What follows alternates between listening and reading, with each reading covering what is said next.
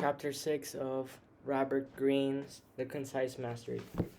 Fuse the intuitive with the rational mastery. All of us have access to a higher form of intelligence, one that can allow us to see more of the world, to anticipate trends, to respond with speed and accuracy to any circumstance. This intelligence is cultivated by deeply immersing ourselves in a field of study and staying true to our inclinations. No matter how unconventional our approach might seem to others, through such intense immersion over many years, we come to internalize and gain an intuitive feel for the complicated components of our field. When we fuse this intuitive feel with rational processes, we expand our minds to the outer limits of our potential and are able to see into the secret core of life itself. The third transformation. Former writer Marcel Proust, 1871 to 1922, his fate seemed set at birth. He was born incredibly small and frail. For 2 weeks,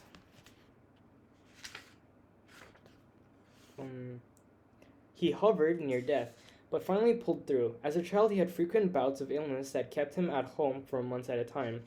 When he was 9 years old, he suffered his first asthma attack and nearly died. His mother, Jeanne, continuously worried about his health, doted on Marcel and accompanied him on regular trips to countryside with convalescence. Convalesce. It was on such trips that the pattern of his life became set. Often alone, he developed a passion for reading books. He loved to read about history and devoured all forms of literature. His main physical outlet was taking long walks in the country, and here certain sights seemed to captivate him. He would stop and stare for hours at apple blossoms or hawthorn flowers or any kind of slight exotic plant. He found the spectacle of marching ants or spiders working on their webs particularly compelling. He would soon add books on botany and entomology to his reading list. His closest companion in these early years was his mother, and his attachment to her soon went beyond all bounds. They looked alike and shared similar interests in the art.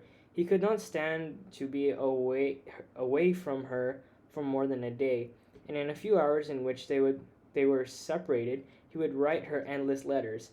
In 1886, he read a book that would forever change the course of his life. It was the historical account of the Norman quest of England written by Augustin Thierry. The narration of events was so vivid that Marcel felt himself transported back in time. The writer alluded to certain timeless laws of human nature that were revealed in the story, and the possibility of uncovering such laws made Marcel's head spin with excitement. Entomologists could discover the hidden principles that govern the behavior of insects. Could a writer do the same with humans and their complicated nature?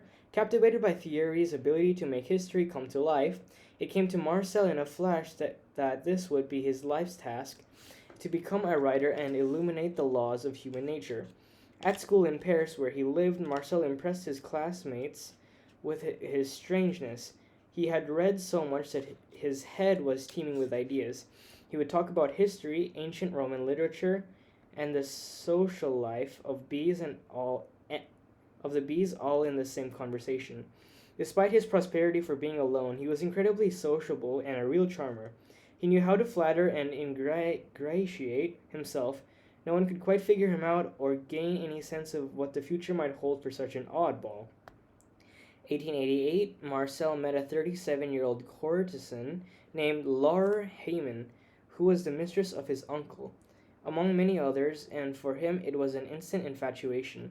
She was like a character out of a novel. Her clothes, her coquettish manner, her power over men fascinated him, charming her with his witty conversation and polite manners. They quickly became close friends. In France, there had long been the tradition of salons, gathering where people of like mind discussed literature and philosophical ideas. Laure and her own infamous salon, frequented by artists, bohemians, actors, and actresses. Soon Marcel became a regular. He found the social life in the upper echelons of the French society endlessly fascinating. It was a world full of subtle signs and invitation to a ball. or the particular seating position at the dining table would indicate the status of the individual.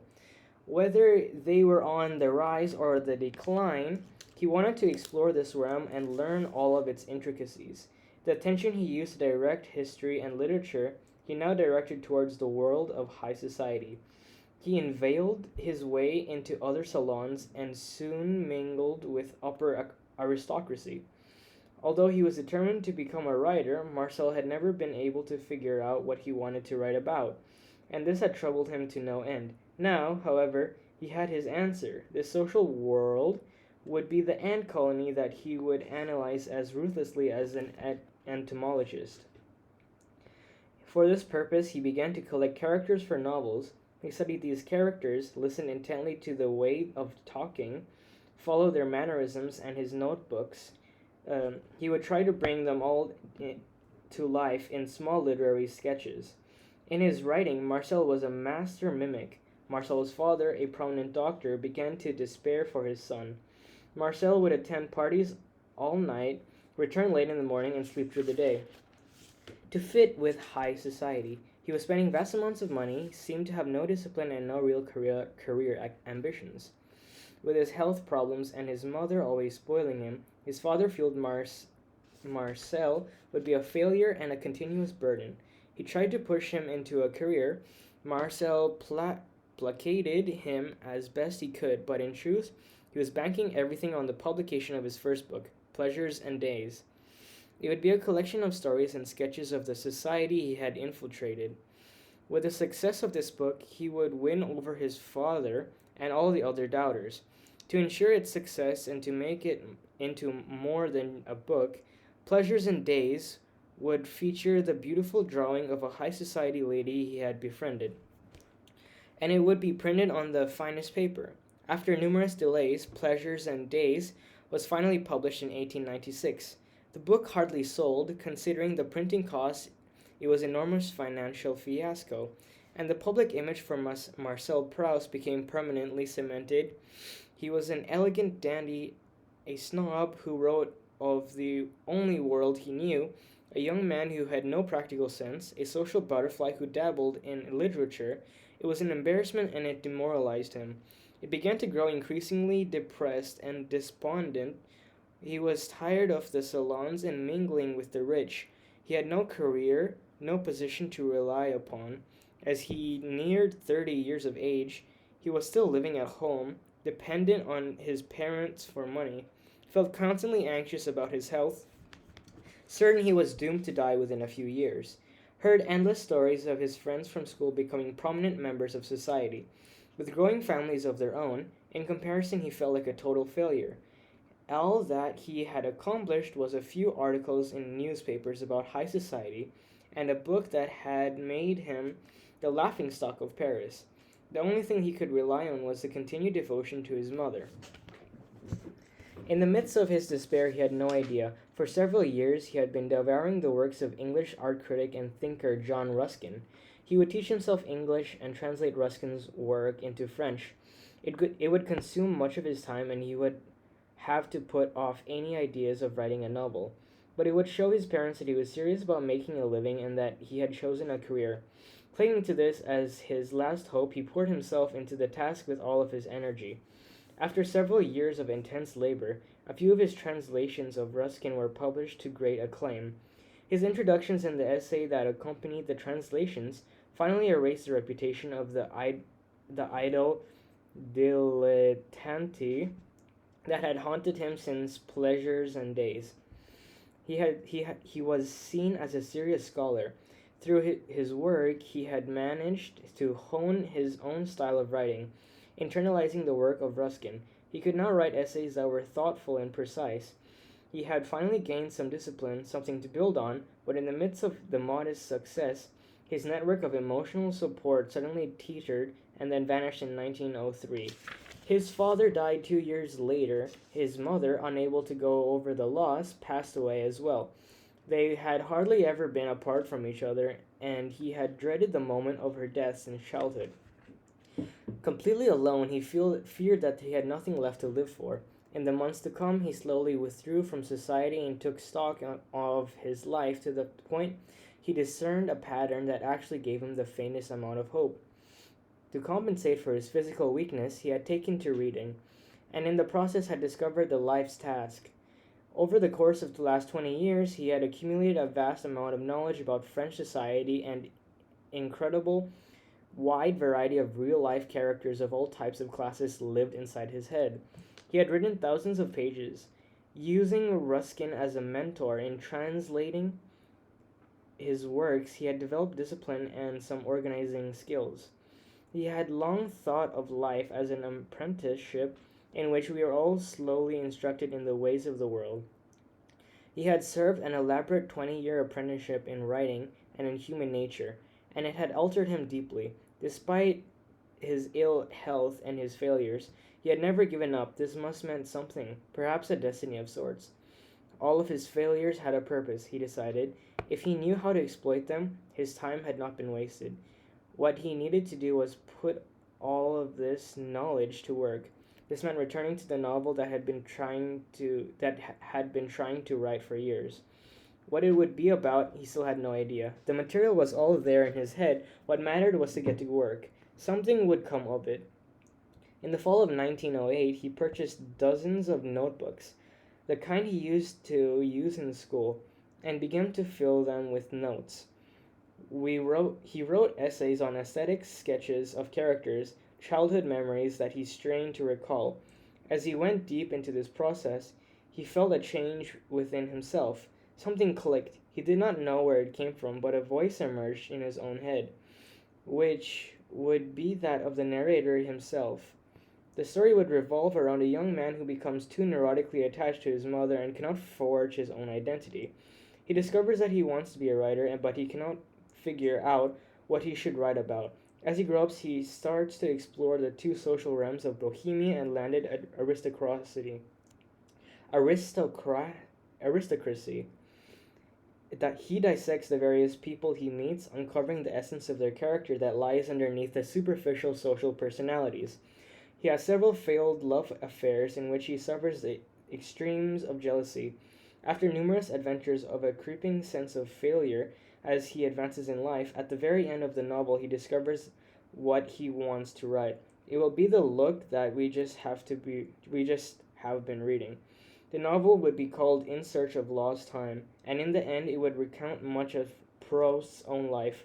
All of the various characters he knew disguised under different names. In the course of the narration, he would cover the entire history of France from the moment he was born to the present. Whatever the present was, it would be a portrait of society as a whole. He would be the entomologist, uncovering the laws that governed the behavior of all the inhabitants of the anthill. His only concern now was his health.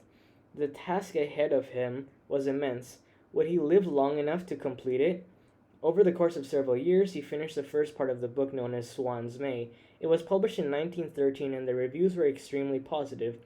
No one had ever read a novel quite like it. It seemed that Proust had created his own genre, part novel, part essay. But as he was making plans for the final half of the book, war broke out across Europe and the publishing business essentially ground to a halt. Proust continued working on the novel unremittingly, but as he did so, something strange happened. The book kept expanding in size and scope. One volume after the next, his method of working was partially responsible for the increase. He had collected over the years thousands of bits of stories, characters, lessons on life, laws of psychology that he slowly pieced together in the novel, like titles of a mosaic. He could not foresee the end, and the book grew in size. It suddenly assumed a different form, real life, and the novel became inextricably interwoven. He had the sensation that this social realm he was depicting had come alive within him, and feeling it from the inside, it would flow out of him with increasing ease. He had a metaphor to explain this sensation, which he included in the novel. He was like a spider sitting on its web, feeling the slightest vibration, knowing it so deeply as the world that he had created and mastered. After the war, Proust's book continued to be published one volume after another. Critics were completely astounded at the depth of the breadth of his work. He had created, or rather recreated, an entire world, but this was not simply a realistic novel. For much of the work included discourses on art, psychology, the secrets of memory, and the workings of the brain itself. Proust had delved so deeply in his own psychology that he had made discoveries about memory and the unconscious that seemed uncannily accurate. Going through volume after volume, readers would have the sensation that they were actually living and experiencing this world from within. The narrator's thoughts becoming one's own thoughts, the boundaries between narrator and reader disappearing. It was a magical effect, it felt like life itself. Straining to finish the final volume, the point at which the narrator would be able to write the novel we would have been reading. Proust was in a hurry. He could feel his energy waning and death approaching. All through the publishing process, he would make the publishers stop the printing, as some new incident he had personally witnessed had to be included in this book. Now, sensing himself near death, he made his female attendant take some final notes. He finally understood how it felt to be dying and had to rewrite a previous deathbed scene. It was not psychologically real enough. He died 2 days later, never to see the full 7 volumes in print. Throughout the history, we read of masters in every conceivable form of human endeavor, describing a sensation of suddenly possessing heightened intellectual powers after years of immersion in the field. In all of these instances, these practitioners of various skills describe a sensation of seeing more. They were suddenly able to grasp an entire situation through an image or an idea, or a combination of images and ideas. They experienced this power as intuition or a fingertip feel. Considering the power such intelligence can bring us, and the tremendous contributions to culture made by masters who possess it, it would seem logical that such high-level intuition would be the subject of countless books and discussions, that the form of thinking that goes with it would be elevated to an idea for all of us to aim at. But oddly enough, this is not at all the case.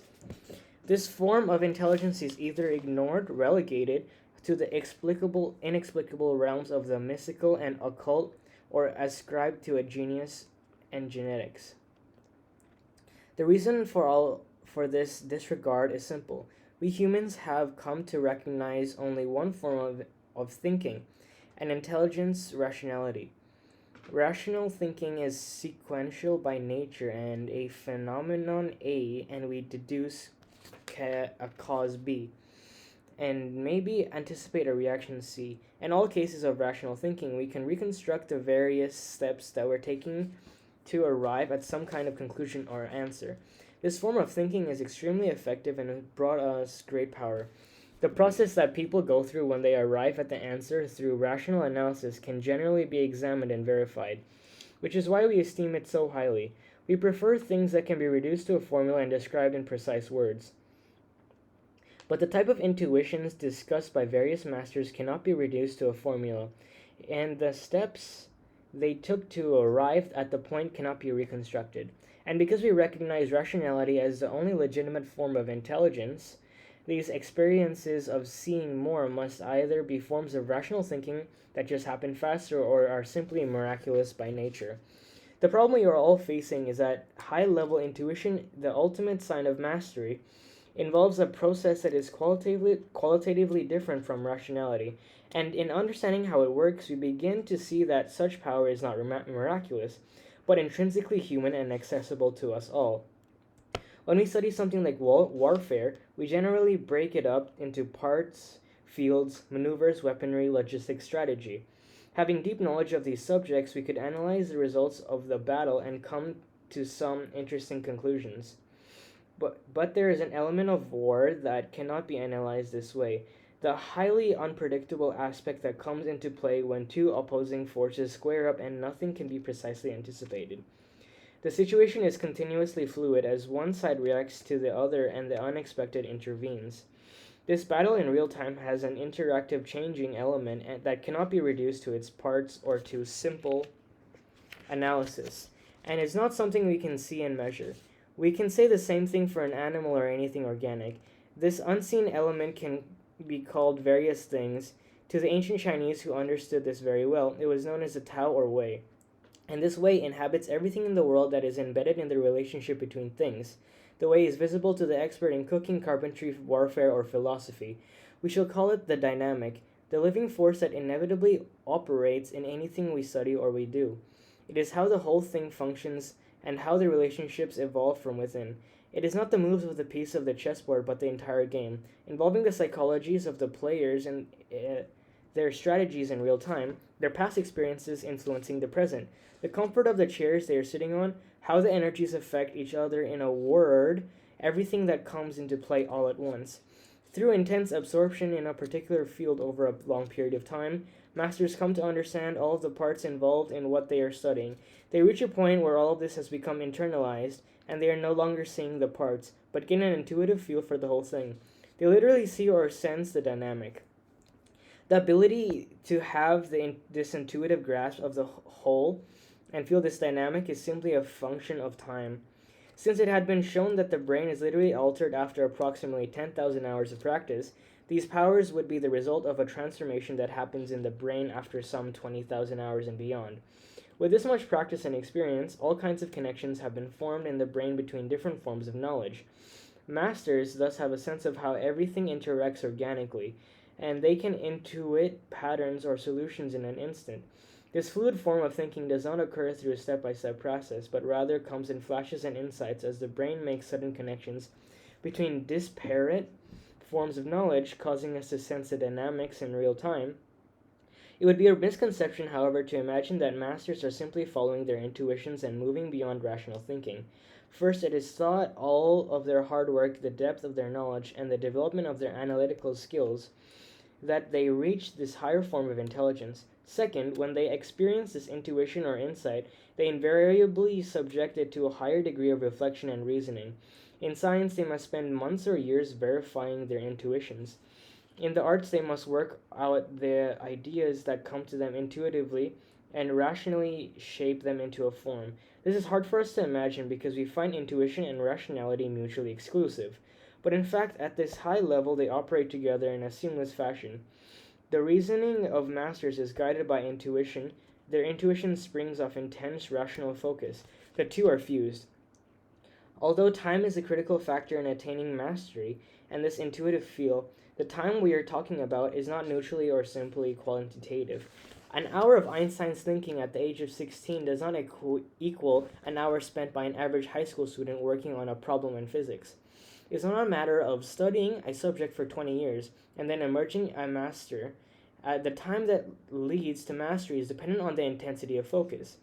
The key, then, to attaining this higher level of intelligence is to make our years of study qualitatively rich. We don't simply absorb information, we internalize, make it our own by finding some way to put this knowledge to practical use.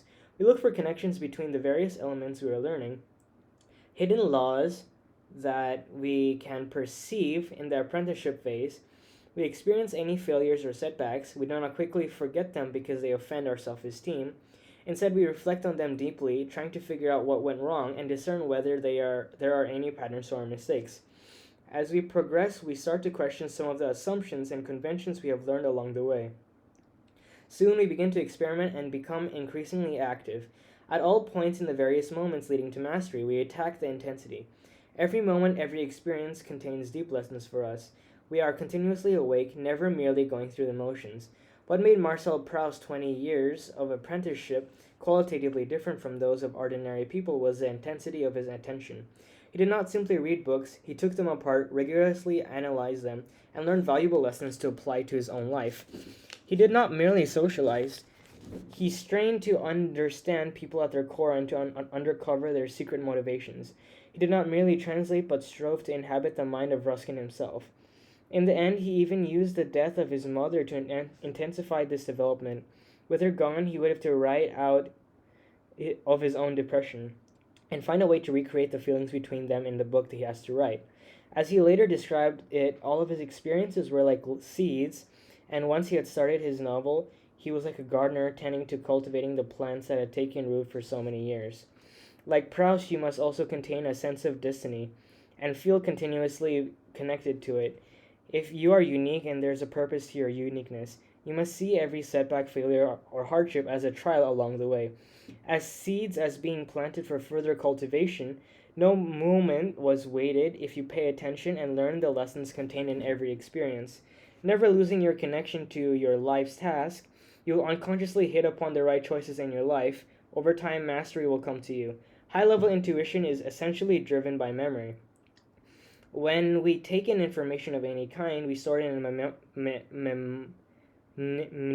mnemonic network in the brain. The stability and durability of this network depends on repetition, intensity and of experience, and how deeply we pay attention. If we are half listening to a vocabulary lesson in a foreign language, we're not likely to retain it on any level. But if we are in the country where language is spoken, we will hear the same words repeatedly in context. We will tend to pay deeper attention because we need to. And the memory trace will be that much more stable. People who spend years studying a particular subject on field development so many of these memory networks and pathways that their brain are constantly searching for and discovering connections between various pieces of information. When confronted with a high level problem, the search goes in 100 different directions below conscious awareness. Guided by an intuitive sense of where the answer might lie, all kinds of networks become activated, ideas and solutions suddenly rising to the surface. Those that seem particularly fruitful and appropriate stick in the memory that are acted upon. Instead of having to reason and answer through a step by step process, the answer comes to consciousness with a feeling of immediacy. The extreme high number of experiences and memory networks that become hardwired allow the brain of masters to explore an area that is so wide that it had hit a dimension or and feel of a reality of the dynamic. This high level intuition, like any skill, requires practice and experience. At first, intuitions might be so faint that we do not pay attention to them or trust them. All masters talk about this phenomenon, but over time they learn to notice these rapid ideas to come to them. They learn to act on them and verify their validity. Some lead nowhere, but others lead to tremendous insights. Over time, masters find that they can call up more and more of these high level intuitions. They are now sparking all over the brain, accessing this level of thinking on a more regular basis. They confuse it even more deeply with their rational forms of thinking. Understand, in today's world, we need to attain this high level intelligence. It is more critical than it will ever be before. To follow any career path is difficult and requires cultivation of patience and discipline.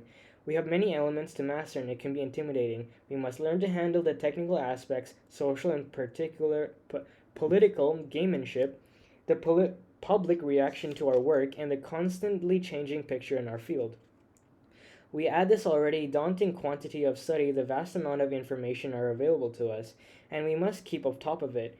It all seems beyond our capability. More and more people in this overheated environment increasingly settle on simplified ideas of reality and conventional ways of thinking. They will fall prey to seductive formulas that offer quick and easy knowledge. They will lose a taste for developing skills that require time and a resilient ego. Such people will rail against the world and blame others for their problems. They will find political justifications for opting out, when in truth they simply cannot handle the challenges of engaging with complexity. In trying to simplify their mental lives, they disconnect themselves from reality and neutralize all the powers developed by the human brain over the many millions of years. This desire for what is simple and easy infects all of us, often in ways we are mostly unaware of. The only solution is the following: we must learn how to quiet the anxiety we feel whenever we are confronted with anything that seems complex or chaotic. In our journey of apprenticeship to mastery, we patiently learn various parts and skills required, never looking far ahead. Moments of perceived crisis must develop the habit of maintaining our cool and never overreacting. If the situation is complex and others are reaching for simple black and white answers, or the usual conventional responses, we must make a point of resisting such temptations. We maintain our negative capability and a degree of detachment.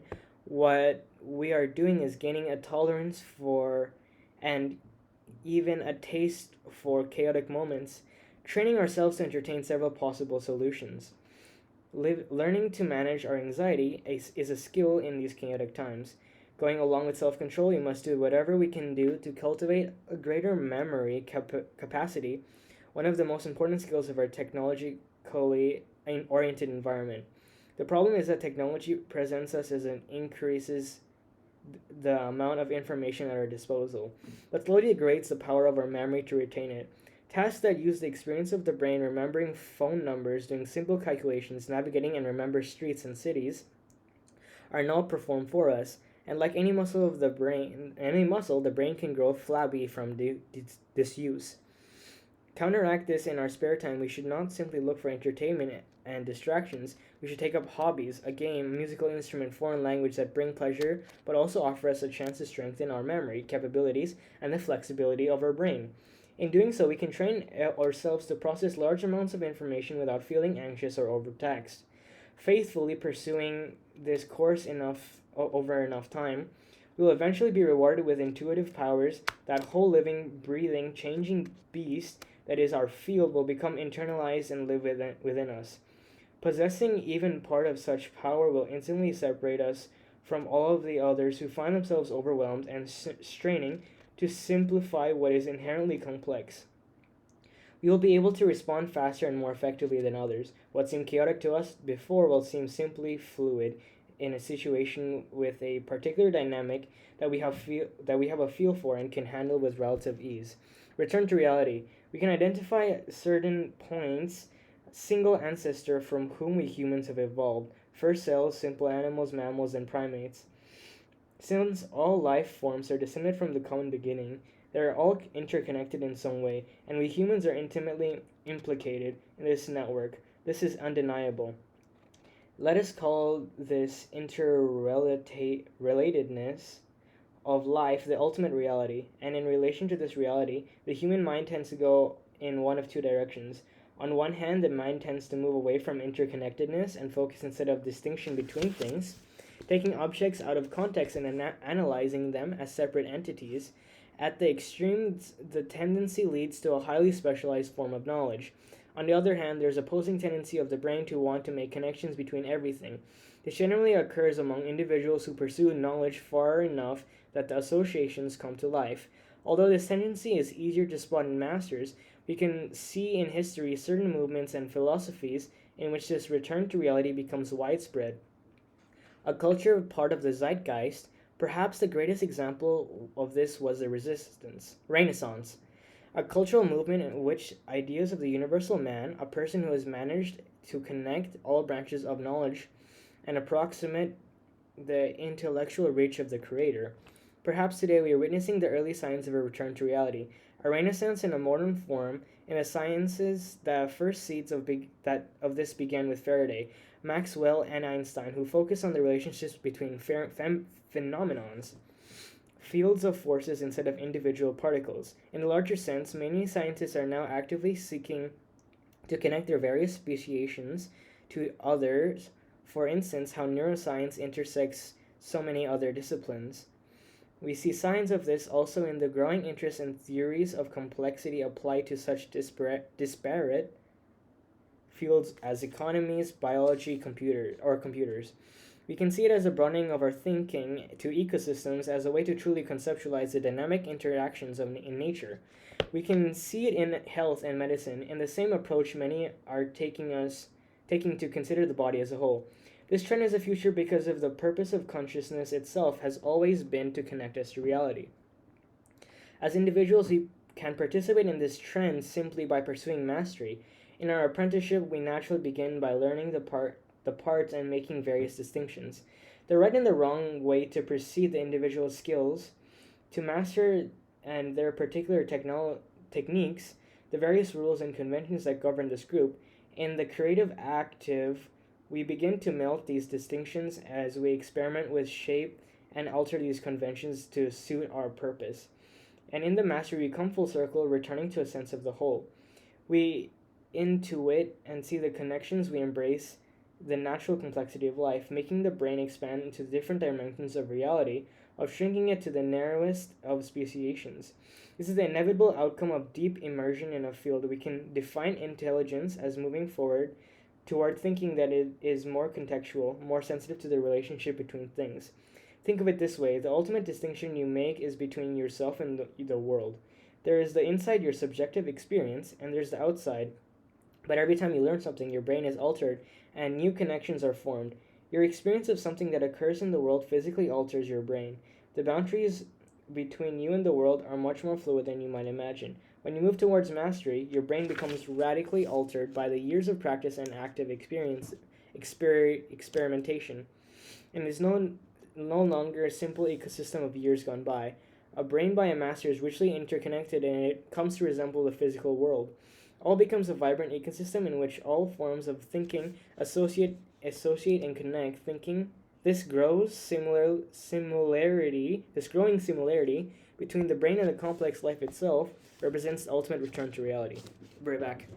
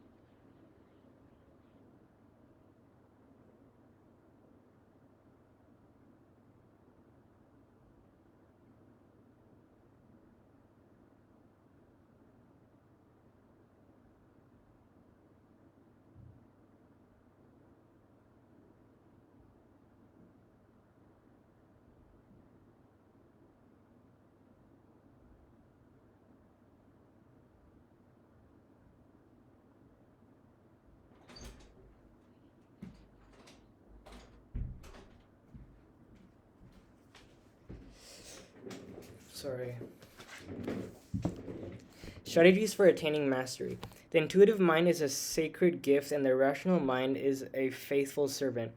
We have created a society that honors his servant and has forgotten the gift. Albert Einstein. Mastery is not a function of genius or talent. It is a function of time and intense focus applied to a particular field of knowledge. But there is another element, an X factor, that masters inevitably possess, that seems mystical but that is accessible to us all. Whatever field of activity that we are involved in, there's generally an accepted path to the top. It is a path that others have followed, and because we are conformist creatures, most of us opt for this conventional route. But masters have a strong inner guiding system and a high level of self-awareness. What has suited others in the past does not suit them, and they know what trying to fit into a conventional mold would only lead to a dampening of spirit, the reality they seek eluding them. And so inevitably, these masters, as they progress on their career paths, make a choice at a key moment in their lives. They decide to forge their own route, one that others will see as unconventional, but that suits their own spirit, and rhythms that lead them closer to discovering the hidden truths of their objects of study. This key choice takes self-confidence, self-awareness, and X factor that is necessary for attaining mastery. The following examples of this X factor in action and the strategic choices it leads to. The example given are meant to show the importance of this quality and how we might adapt it to our own circumstances. 1. Connect to your environment. Primal powers. The ability to connect deeply to your environment is the most primal and in many ways the most powerful form of mastery the brain can bring us. It applies equally well to the savannas of Africa and it does to any modern field of our office. We gain such power by the first transforming ourselves into consummate observers. We see everything in our surrounding as a potential sign to interpret. Nothing is taken at face value, and the people whom we work and interact, everything they do and say reveals something hidden below the surface. We can look at our interactions with the public, how they respond to our work, how people's tastes are constantly in flux. We can immerse ourselves in every aspect of our field, paying deep attention, for example, to the economic factors that play such a large role. We become like the Protean spider sensing the slightest vibration on the web. Over the years, as we progress on this path, we begin to merge our knowledge of these various components into an overall field for the environment itself. Instead of exerting or and overtaxing ourselves to keep up with a complex changing environment. We know it from the inside and can sense the changes before they happen. For our primitive ancestors, there is nothing unconventional in this approach to mastery. For us, in our advanced technological age, such mastery involves making an unconventional choice. To become sensitive observers, we must not succumb to all of this distraction afforded by technology. We must be a little primitive. The primitive instruments that we depend on must be our eyes for observing and our brains for analyzing. The information afforded to us through various media is only one small component in our connection to the environment. It is easy to become enamored with the powers that technology has afforded us and to see them as the end and not the means. When that happens, we connect to our virtual environment and the power of our eyes um, and brain slowly atrophy. You must see your environment as a physical entity and your connection to it as visceral. If there is any instrument you must fall in love with and fetishize, it is the human brain, the most miraculous, awe inspiring information processing tool devised in the known universe with a complexity we can't even begin to fathom, and in the dimensional powers that far outstrip any piece of technology in sophistication and usefulness. Play to your strengths, supreme focus. There are many paths to mastery, and if you are persistent, you will certainly find one that suits you. But a key component in the process is determining your mental and psychological strengths and working with them. To rise to the level of mastery requires many hours of dedicated focus and practice. You cannot get there if your work brings you no joy and you're constantly struggling to overcome your own weaknesses. You must look deep within and come to an understanding of these particular strengths and weaknesses you possess, being as realistic as possible. Knowing your strengths, you can lean on them with utmost intensity. Once you start in this direction, you will gain momentum and you will not be burdened by conventions. And you will not be slowed down by having to deal with skills that go against your inclinations and strengths. In this way, your creative and intuitive powers will be naturally awakened. It is not simply a question of knowing deeply our life task, but also having a feel for our own ways of thinking and for perspectives that are unique to us. For instance, a deep level of empathy for animals or for certain types of people may not seem like a skill or an intellectual strength, but in truth, empathy plays an enormous role in learning and knowledge. Even scientists renowned for their objectivity regularly engage in thinking in ways that they momentarily identify as the subject. Other qualities we might possess, such as penchant for visual forms of thinking, represent our possible strengths, not weaknesses. The problem is that we humans are deep conformists. Those qualities that separate us are often ridiculed by others or criticized by teachers. People with a high visual sense are often labeled as dyslexic, for example. Because of these judgments, we might see our strengths as disabilities and to work around them in order to fit in. But anything that is peculiar to our makeup is precisely what we must pay the deepest attention to and lean on in our rise to mastery. Mastery is like swimming. It is too difficult to move forward when you are creating your own resistance or swimming against the current. Know your strengths and move with them. 3. Transform yourself through practice, the fingertip feel. In our daily conscious activity, we generally experience a separation between the mind and the body. We think about our bodies and our physical actions. The animals do not experience this division. When we start to learn any skill that has a physical component, this separation becomes even more apparent. We have to think about how the various actions involve, the steps you have to follow. We are aware of the slowness and how our bodies respond in an awkward way. At certain points as we improve, we have glimpses of how this process could function differently, of how it might feel to practice the skill fluidly. With the mind not getting in the way of the body, with such glimpses we know what to aim for.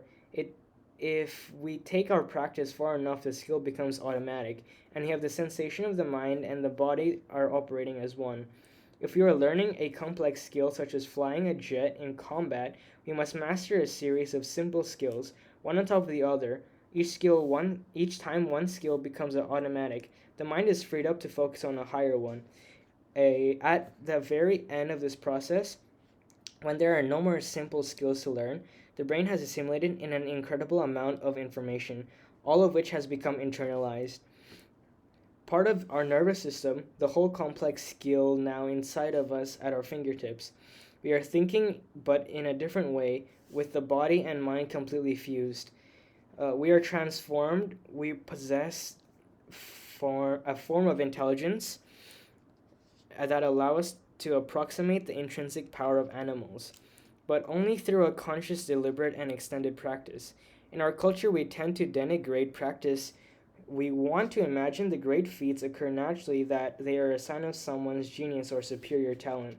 Getting to a high level of achievement through practice seems so banal, so uninspiring. Besides, we don't want to have to think of 10,000 or 20,000 hours that go into such mastery. These values of ours are oddly counterproductive. They cloak us from the fact that almost anyone can reach such heights through tenacious effort, something that should encourage us all. It is time to reverse this prejudice against conscious effort and to see the powers we gain through practice and discipline as eminently inspiring and even miraculous. The ability to master complicated skills by building connections in the brain is the product of millions of years of evolution and the source of all of the material and cultural powers. One when we sense the possible unity of mind and body in the early stages of practice, we are being guided toward this power. It is the natural bent of our brain to want to move in this direction, to elevate its powers through repetition. To lose our connection to this natural inclination is a height of madness and will lead to a world in which no one has the patience to master complex skills. As individuals, we must resist the trend to denigrate the transformative powers we gain through practice. Submit to the other, the inside-out perspective. Let us say we are trying to study and understand a very alien culture of our own. For many researchers in such circumstances, the natural response is to rely on the skills and concepts that we have learned for research purposes. This would mean studying the people of the culture as closely as possible, taking extensive notes, and trying to make this alien culture to fit into the framework. Already designating the prevailing theories in linguistics and anthropology. Doing so, such researchers would be rewarded with articles in prestigious journals and solid positions within academia. But in the end, they would remain on the outside looking in, and a good portion of their conclusions would simply be confirmations of what they had already assumed. So many elements of this culture, so different from our own, would remain unnoticed. Part of this predilection for the outside perspective originates from a prejudice among scientists. Studying from the outside, many would say preserves our objectivity. But what kind of objectivity is it when we research when the researcher's perspective is tainted by so many assumptions and pre-digested theories? How much more can we see by moving inside and participating in this alien culture? This does not taint us with subjectivity. A scientist can participate from within and yet retain his or her reasoning for powers. This intuitive and the rational, the inside perspective and science can easily coexist. The same applies to any group of people that are trying to understand the public, the audience or clients through continual exposure to people, and by an attempt to think inside them, we can gain an increasing sense of their perspective. But this requires effort on our part. Natural tendencies is to project onto other people our own beliefs and value systems, in which we are not even aware. When it comes to studying another culture, it is only through the use of empathetic powers and by participating in their lives that we begin to overcome these natural projections and arrive at the reality of this experience. To do so, we must overcome our great fear of the other and the unfamiliarity of their ways. We must enter their belief and value systems, their guiding myths, their way of seeing the world. Slowly, the distorted lens through which we first reviewed them starts to clear up. Going deeper into the otherness, feeling what they feel, we can discover what makes them different and grasp their reality. The ability to understand from the inside out is an essential part of mastery. 5. Synthesize all forms of knowledge, universal man or woman. In the Renaissance, the ideal was to become the universal man, a person so steeped in all forms of knowledge that his mind grows closer to the reality of nature itself and sees secrets that are invisible to most people. Today, we might see this ideal of unifying knowledge as a romantic dream, a quaint relic of the past, but in fact, the opposite is the case. And for one simple reason, the design of the human brain is inherently its inherent need to make connections and associations gives it a will of its own. Although this evolution might take various twists and turns in history, the desire to connect will win out in the end because it is so powerfully a part of our nature and inclination. Aspects of technology now offer unprecedented means to build connections between fields and ideas. The artificial barriers between the arts and the sciences will melt away in the pressures to know and to express our common reality. Our ideas will become closer to nature, more alive and organic. In any way possible, you should strive to be a part of this universalizing process, extending your own knowledge to other branches further and further out. The rich ideas that will come from such a quest will be their own reward. That's it.